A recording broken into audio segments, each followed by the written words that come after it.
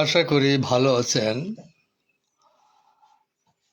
আমার প্রাণ ঢালা শুভেচ্ছা সবার জন্য। আজকে আমি আলাপ করতে যাচ্ছি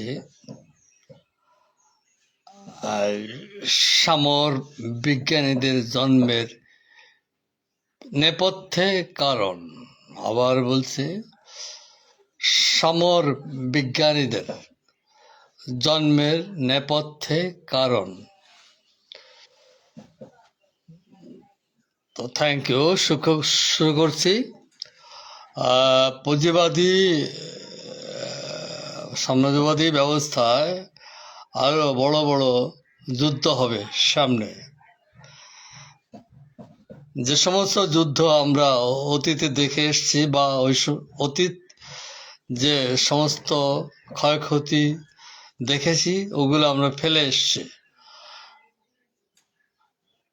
এখানেই শেষ নয়, সামনে আরো বড় বড় যুদ্ধ হবে। সেই সমস্ত যুদ্ধের ক্ষয়ক্ষতির থেকে মানব জাতির শিক্ষা নেবে এবং অতীতের সকল সমাজ ব্যবস্থা আর পুনরায় সে পথে হাঁটবে না, সামনের দিকে হাঁটবে। সেই সামনের দিকটা হচ্ছে যুদ্ধ, হানাহানি মানুষ চায় না, অর্থাৎ সাম্যর চিন্তা, সমাজতন্ত্র, সাম্যবাদের চিন্তাটা মানুষের অভিজ্ঞতার থেকেই শিখে নেবে। দুনিয়ার শ্রমিক শ্রেণীর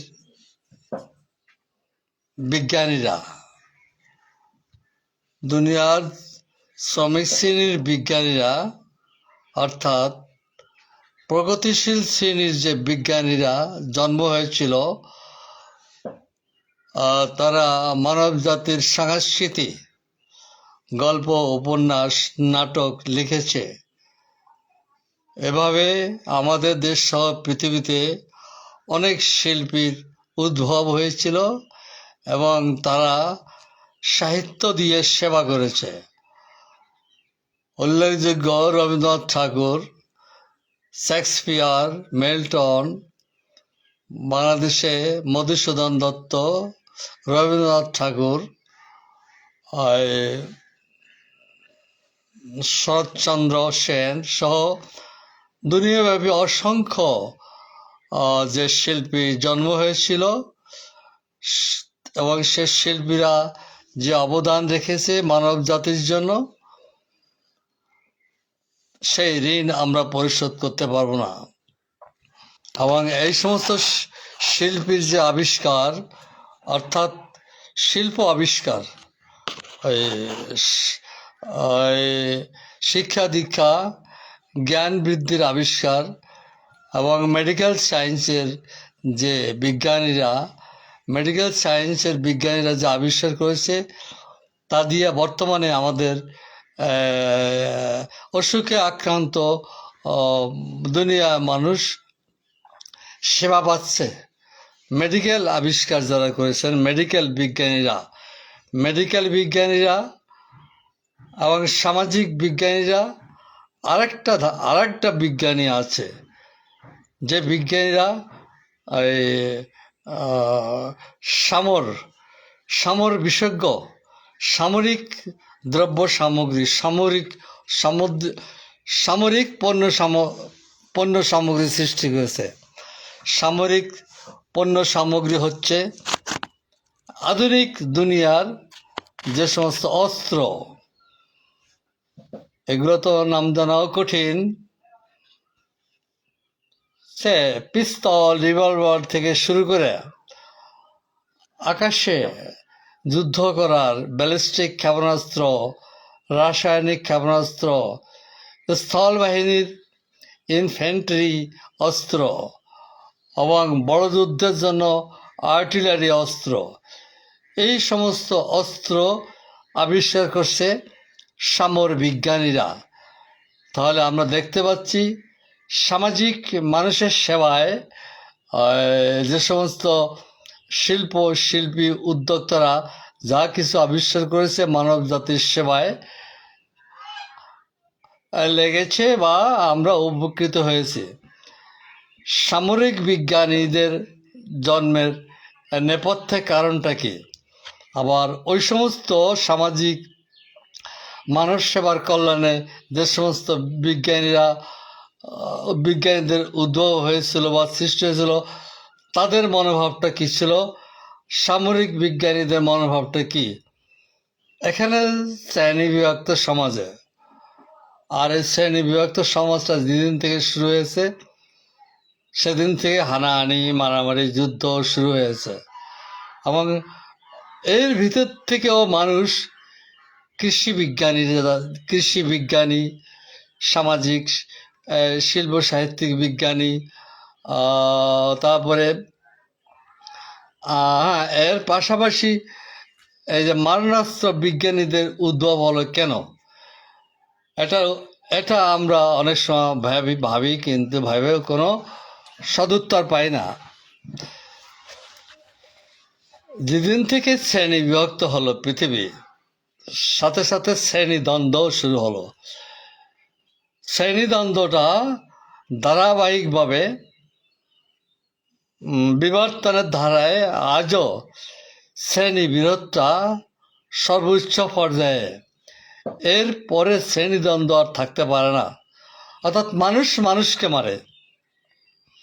আগে দেখতাম বনের পশু এক পশু আর এক পশুকে মারে, এখন আমরা দেখছি মানুষ মানুষকে মারে। এটা শ্রেণীদ্বন্দ্ব। এই শ্রেণীদ্বন্দ্বের এখান থেকে এক ধরনের বিজ্ঞানীরা তাদের চিন্তা এলো সামর চিন্তা, অর্থাৎ যুদ্ধের সামগ্রীর চিন্তাটা এক ধরনের মানুষে আসলো, যাদেরকে আমরা সামর বিজ্ঞানী বলি। সমর বিজ্ঞানীদের যে সেবা, পৃথিবীতে তাদের যে আবিষ্কার, আর কৃষি বিজ্ঞানীদের যে আবিষ্কার, সামাজিক জ্ঞানী গুণীদের যে আবিষ্কার, এই আবিষ্কারটা কোথায় কিভাবে মানব জাতির পক্ষে এসেছে, এটা আজকে আমাদের ভাবতে হবে। কৃষি বিজ্ঞানীরা যা আবিষ্কার করেছে, কৃষি কাজে সেগুলো ব্যবহার হচ্ছে। শিল্প সাহিত্য, কবিতা, নাটক, গল্প, উপন্যাস, গান বাজনা, আমাদের সাংস্কৃতিক বিনোদটা এখানে আমরা পাই। সামর বিজ্ঞানীরা যেটা আবিষ্কার করেছে, personnel bomb, grenade, hand bomb, anti tank mine, rocket launcher, LMG, SLR সহ ওই ফাইটার উড়োজাহাজ, ডুবোজাহাজ, সামরিক ডুবোজাহাজ, এই যে বলতে গেলে সারাদিন লাগবে। অর্থাৎ সামর দ্রব্য সামগ্রী যেই বিজ্ঞানীরা সৃষ্টি করেছে, তাদের যে কৃতিত্ব, এগুলো তারা আবিষ্কার করেছে।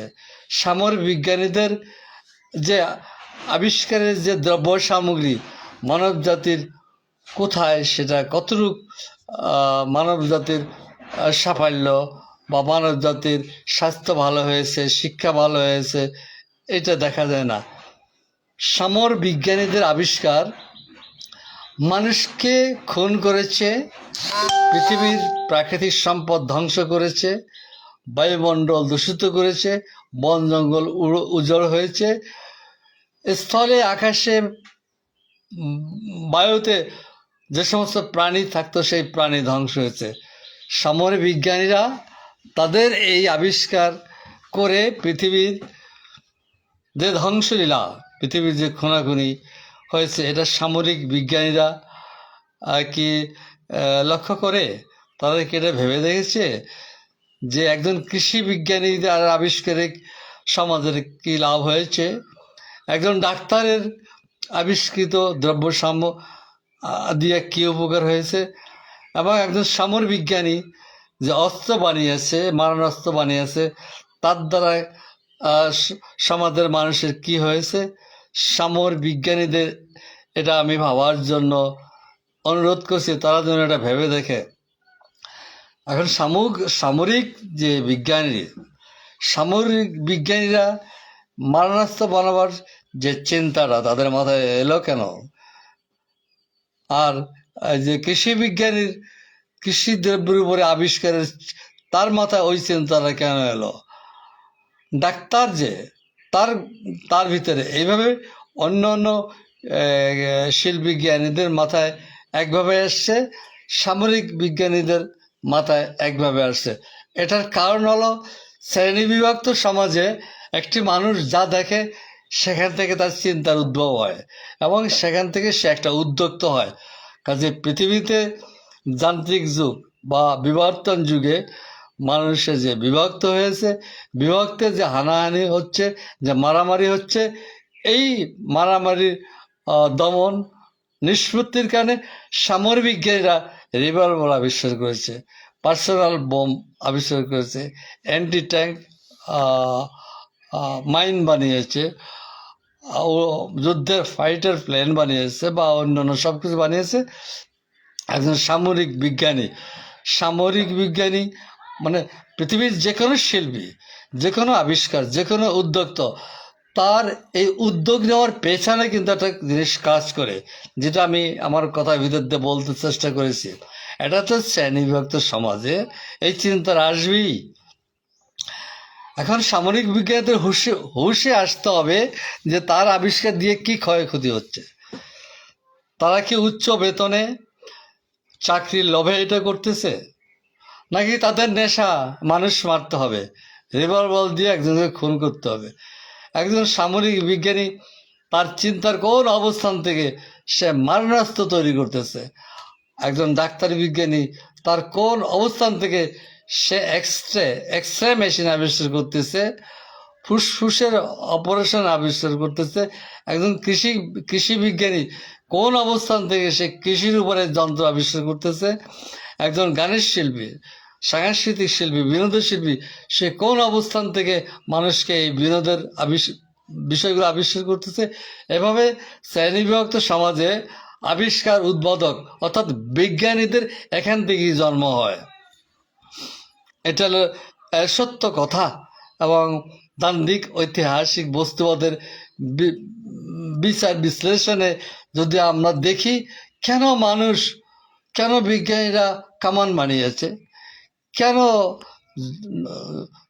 ডুবো জাহাজ বানিয়েছে, কেন রাসায়নিক গ্যাস বানিয়েছে, কাজে প্রত্যেকটা বিজ্ঞানী উদ্যোক্তা বা তার আবিষ্কার তাকে যে নেশায় পেয়েছে, এটা হলো সমাজের দ্বন্দ্ব সংঘাত, সমাজ পৃথিবী শ্রেণী বিভক্ত হয়ে যাওয়ার কারণে মানুষগুলো এখান থেকে কেউ ডাক্তারি বিজ্ঞানী, কেউ কৃষি বিজ্ঞানী, কেউ গানের বিজ্ঞানী, কেউ অস্ত্র আবিষ্কারের বিজ্ঞানী। বিজ্ঞানীরা বুঝলাম, কিন্তু সবচেয়ে কোন বিজ্ঞানীদের দ্বারা পৃথিবী বেশি ক্ষতিগ্রস্ত হচ্ছে? একমাত্র সামরিক বিজ্ঞানীদের আবিষ্কারই পৃথিবীকে ধ্বংস করতেছে, পৃথিবীকে কলুষিত করতেছে, পৃথিবীটাকে অন্ধের দিকে এগিয়ে নিচ্ছে সামরিক বিজ্ঞানীদের হাতে।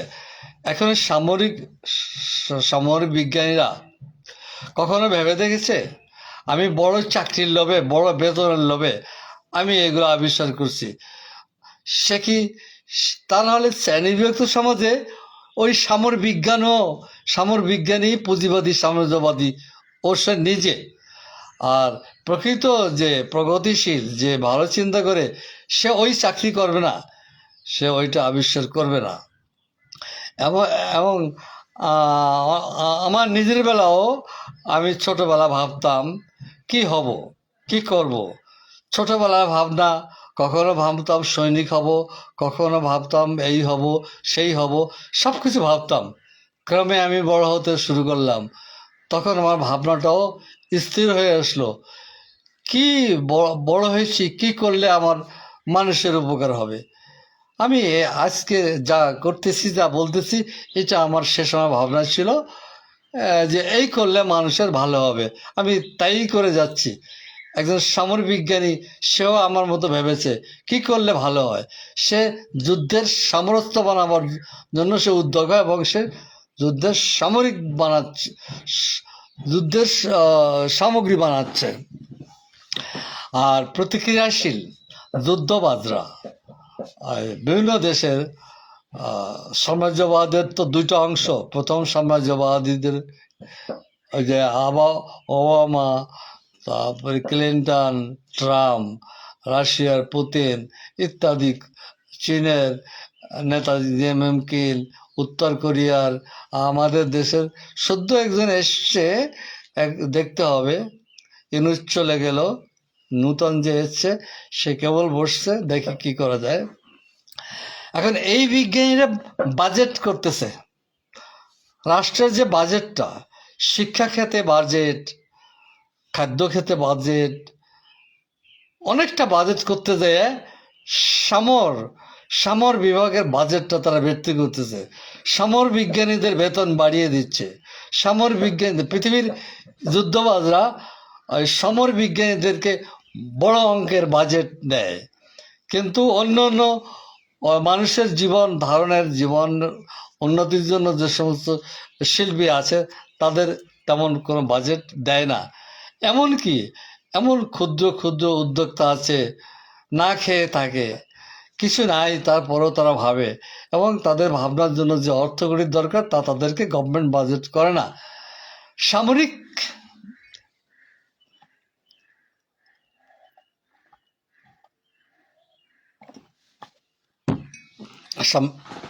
সাম্রাজ্যবাদের সবচেয়ে বড় বাজেট করে যুদ্ধ করার ব্যাপারে যা লাগে সেখানে বড় বাজেট করে, এবং পৃথিবীতে যুদ্ধের যে বাজেট, যুদ্ধের যে খরচ হচ্ছে তা দিয়ে পৃথিবীর মানুষ বসে অনন্তকাল খেতে পারে। আর এই যে অর্থটা সৃষ্টি হয়, টাকাটা, বাজেটটা তো তাদের পয়সার না, এবং তাদের ছেলে মেয়ে বা সে নিজে অর্থ সৃষ্টি করে না। অর্থ সৃষ্টি করে দুনিয়ার শ্রমিক শ্রেণী, কৃষক শ্রেণী, এরা অর্থ সৃষ্টি করে। সেই অর্থটা ব্যয় করা হচ্ছে কোথায়? যুদ্ধবাজরা সেই অর্থটা বাজেট বা বরাদ্দ করতেছে যুদ্ধের পিছনে, অস্ত্রের পিছনে। এখন এই পথটা কতদিন চলবে? এই পথটা যতদিন শ্রেণীবিভক্ত সমাজ থাকবে, যতদিন মুক্ত বাজার অর্থনীতি থাকবে, যতদিন পৃথিবী বিভিন্ন রাষ্ট্রে বিভক্ত থাকবে, ততদিন এই যুদ্ধটা থাকবে। যুদ্ধের ফাঁকে ফাঁকে সামান্য কিছু আমরা নিঃশ্বাস ফেলতে পারতেছি না, নিঃশ্বাস নিতে পারতেছি না যুদ্ধে যুদ্ধে। এখন আমি আমার এই ভিডিওটা কয়জন সামরিক বিজ্ঞানী দেখতেছে জানি না, আদৌ কি কেউ দেখতেছে কিনা জানি না, কিন্তু দেখতেছে, যারা দেখতেছে তাদের কাছে অনুরোধ যে এই চাকরি, সমরস্ত বানাবার চাকরি বাদ দিয়ে অন্য পেশায় এসে তাদেরকে মানুষের সেবা দিতে। তা না হলে পৃথিবীর এই পর্যন্ত যত ক্ষতি হয়েছে সামরিক বিজ্ঞানীদের কৃতিত্ব, সামরিক বিজ্ঞানীরা যা সৃষ্টি করেছে সেই সৃষ্টির পণ্য সামগ্রী পৃথিবীকে ধ্বংস করছে।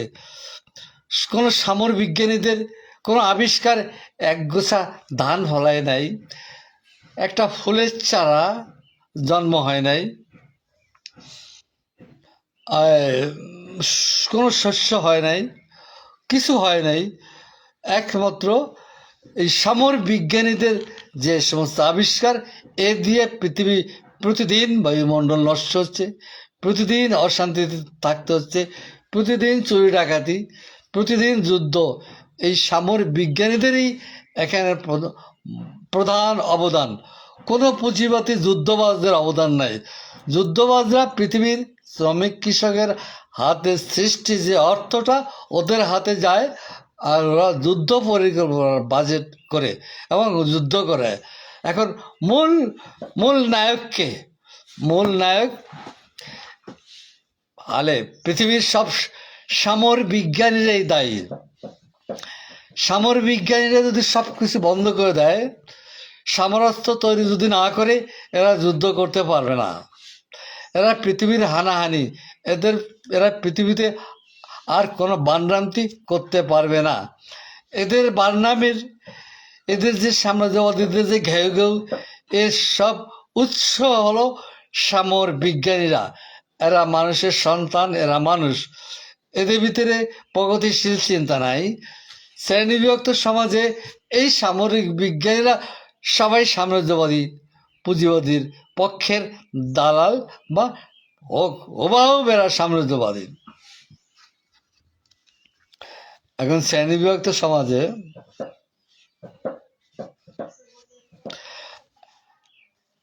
যেই কথাগুলো আমি বললাম এর থেকে আমাদের চিন্তা আসে, তাহলে পৃথিবীটা বর্তমান পুঁজিবাদী দুনিয়াটা সাম্রাজ্যবাদীরা দুনিয়াটাকে আমাদেরকে কোন দিকে নিয়ে যাচ্ছে,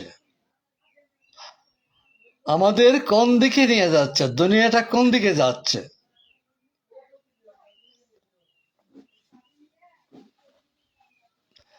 সাথে সাথে আরেকটা বিষয় আছে, এটা অপেক্ষণীয় নয়। যেদিন থেকে শ্রেণী বিভক্ত হয়েছে তার অনেক পরে এসে বিভিন্ন শ্রেণীর বিভিন্ন ধর্ম আবিষ্কার হয়েছে, বিভিন্ন শ্রেণীর বিভিন্ন নিজস্ব ভাষায় এই ধর্মগুলো আবিষ্কার হয়েছে।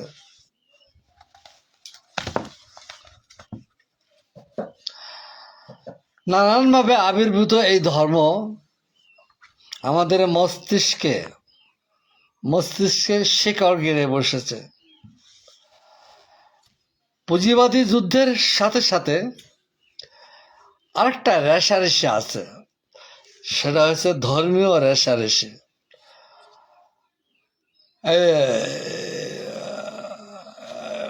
অন্যান্য ধর্মের ভিতরে এটা কম আছে, মুসলিম ধর্মের ভিতরে দেখা যায় একটু বেশি। অন্য ধর্মের ভিতরে নাই তা বলছি না। ওই যে ভারতের যে মোদি সাহেব, তার শিব ক্যাডার আছে, শিবসেনা আছে। আমাদের চট্টগ্রামের দিকে ইসলামী ছাত্র সেনা আছে। সমগ্র বাংলাদেশে আবার আছে ইসলামী ছাত্র শিবির। আরও ইরানে যাবেন, ইরানে যে দেখবেন ইসলামিক রেভলিউশনারি, তাদের সেনাবাহিনীর নামই ইসলামিক রেভলিউশনারি ফোর্স। গাজায় আছে হামাস, লিবিয়া আছে, পাকিস্তানে আছে। যুদ্ধরা কিন্তু পুঁজি নিয়ে, যুদ্ধরা কিন্তু ধর্ম নিয়ে নয়। যুদ্ধরা হলো অসম বাণিজ্য বা পুঁজিবাদী ব্যক্তিগত মালিকানা ব্যবস্থার কারণে পৃথিবীর এই দ্বন্দ্বগুলা। কিন্তু লাগাতার এই যুদ্ধের সাথে এরা মিশেল করে, অর্থাৎ যুদ্ধের গায়ে মাখায় নিয়ে আসছে, ধর্মটাকে মাখিয়ে নিয়ে আসছে। এরা একটু সুযোগ পেলে ধর্মটাকে যুদ্ধের সামনে প্লেস করে, ধর্মের ঝান্ডাটা আগে উড়ায়। কিন্তু ধর্ম তো যুদ্ধের কারণ না, ধর্ম তো অশান্তি সৃষ্টি করতেছে না। কোনো ধর্ম অশান্তির কোনো নির্দেশ দেয় না। কিন্তু তলে তলে ধর্মটাকে এরা পোষণ করে। আমরা মুসলিম, নমদের অধীনে থাকা যাবে না। নম হিন্দুরা ভাবে আমরা হিন্দু, মুসলমানদের অধীনে থাকা যাবে না। খ্রিস্টানরা ভাবে আমরা খ্রিস্টান, ইহুদিদের তলে থাকা যাবে না। এটা কিন্তু দ্বন্দ্বের মূল কারণ না, এটা একটা ধর্মীয় আবেগের বিষয়, এটা একটা আধ্যাত্মিক বিষয়। কিন্তু এটা কেন যুদ্ধের সাথে, পৃথিবীর অগ্রগতির সাথে এটা মেখে, অর্থাৎ গায়ে যেমন আমরা তেল মাখি, কাজে পৃথিবীর সব যুদ্ধের সাথে এটা মাখামাখি হয়ে আমাদের সাথে আছে। এবং কখনো আবার এটা সামনে চলে যায়, ধর্মটা সামনে চলে যায়। এটা মানব জাতির জন্য খুব বেদনাদায়ক, দুঃখজনক। কাজে যেটা নিয়ে গণ্ডগোল, খাদ্যবস্ত্র, বাসস্থান বা অসম বাণিজ্য বা পুঁজিবাদী সাম্রাজ্যবাদ, এটা হলো বেসিক কারণ।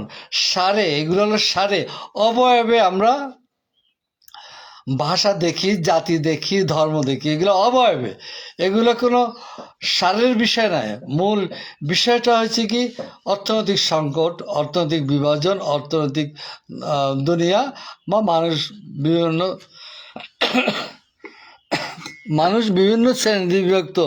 এটা হলো সারের গণ্ডগোল। অবয়বে আমরা ওই ধর্ম দেখি, আবেগ দেখি, আধ্যাত্মিক দেখি। কাজে আমাদের সচেতন থাকতে হবে। আমাদের লক্ষ্যটা হলো পুঁজিবাদ সাম্রাজ্যবাদ। আমাদের উদ্দেশ্য এবং আগামীতে আমরা করতে চাইছি কমিউনিজম সাম্যবাদ। যেই সাম্যবাদ এলে সাম্যবাদে সামর বিজ্ঞানী জন্ম নেবে না। একটা বিজ্ঞানী কমিউনিজমে সমাজতন্ত্রে একটা বিজ্ঞানী উৎপত্তি হয়েছে, ওটা বিলয় হতে শুরু করবে, ওটা ধ্বংস হতে শুরু করবে, এটা আর সমাজে কোনোভাবে টিকে থাকবে না। অন্য অন্য বিজ্ঞানী, কৃষি বিজ্ঞানী, ওই বিনোদ সাহিত্যিক বিজ্ঞানী, এদেরটা বাড়বে। ডাক্তার বিজ্ঞানী এটা অনেক বাড়বে। শুধু একটা বিজ্ঞানীর অস্তিত্ব আর থাকবে না। সামর বিজ্ঞানী অর্থাৎ শ্রেণীহীন দুনিয়ায়, শ্রেণীহীন সমাজে দ্বন্দ্ব থাকে না। রাষ্ট্রে রাষ্ট্রে, জাতিতে জাতিতে, মানুষে মানুষের দ্বন্দ্ব থাকে না। দ্বন্দ্ব না থাকলে যুদ্ধও থাকে না।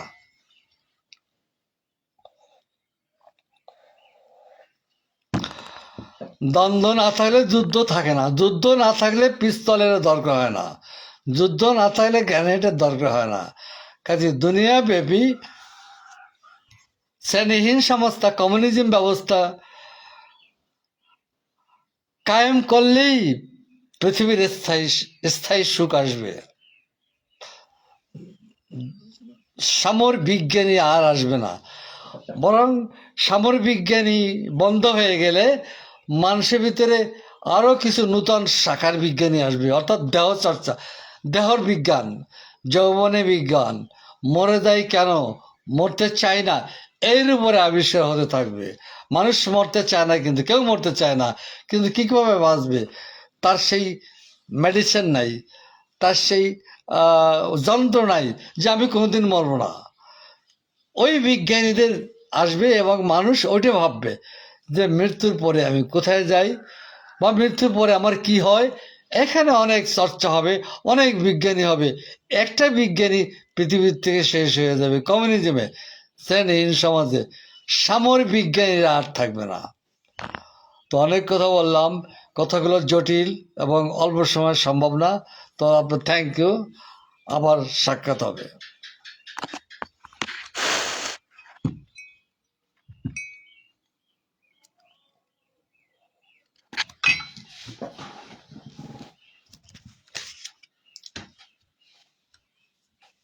আবার সাক্ষাৎ।